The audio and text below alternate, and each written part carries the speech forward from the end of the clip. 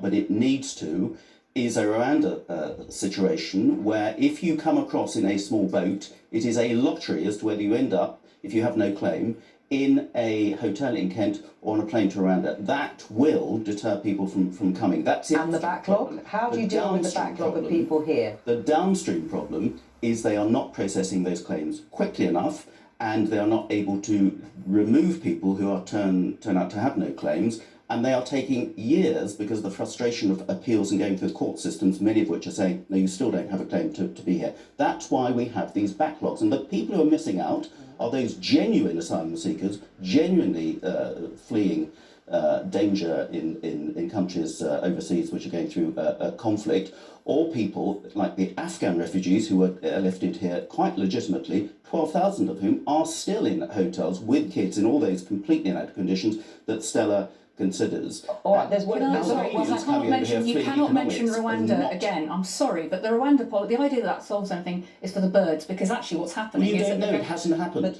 But I do know. That's what I do as a deterrent, and I'm really keen to look at. Because I've got a Rwanda case in Walthamstow, and I dread to mention this because it is so embarrassing as a country that we have nobody knows who's being chosen. I've got a young man who's been threatened with being sent to Rwanda, who travelled with his family who travelled in exactly the same way. They haven't been picked out, and I dread saying that because I don't want the Home Office to pick on the family, because they are a Syrian family who fled Assad, so they are more than likely entitled to asylum here. Nobody knows the criteria. Rwanda is not Syria. Nobody knows. Oh, so but you don't think they have a well-founded fear of persecution then? Come on, Tim, you're better than this. One individual family does not mean you cannot come up with a scheme that might deter There is no criteria. There is no criteria, no clarity. Hang on, I'm going to bring in our other guest, because as you can see, the solutions are difficult to find. And if we go back to the backlog in the system and why people's claims are not being processed, looking at this, Albie, what do you think the actual problem is here?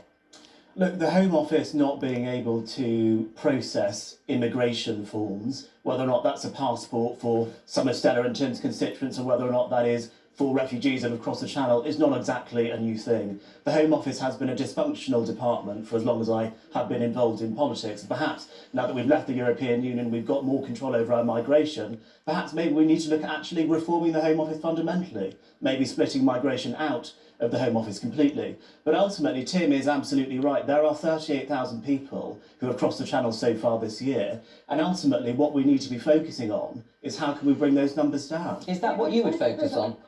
By that, actually, and you're right, there's been a backlog for some time, and this is it's a contentious issue. But my understanding is that actually Home Secretaries have not been appearing when called in front of the Home Affairs Select Committee. So if we really are committed, as the new Prime Minister is indicating, to integrity, to accountability, to professionalism, then we must see a situation where Home Secretaries are brought before the Select Committee to give explanation and account of what the current situation is. We also need to learn from what is working, because one of the questions, Tim, that I think you